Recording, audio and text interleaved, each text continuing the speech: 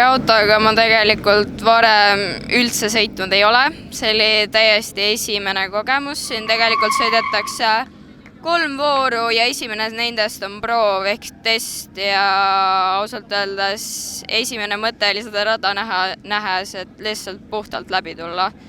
Aga mitte ükski voor see kahjuks ei õnnestunud. Esimene proov selle autoga oli väga kahtlane. Pidurid automaatselt kohe, kui pidurid puudutasid, auto jäi kohe seisma ja gaasi vajutades oli veidi alajuhitav. Aga finišisse jõudsime kõik 3 vooru. Arvutasime küll enne võistlust ühe Volkswagen Upiga, aga mingi kogemuse sealt saime, et kuidas elektriautol see vääne ja asjad töötavad, aga mitte väga palju. Võtsin pigem rahulikumalt, et teadsin, et kui äkki nende olla saab ja siis väga ei tahtnud seal igasuguseid pidurilukustusega midagi selliseid asju teha. See rada oli keeruline?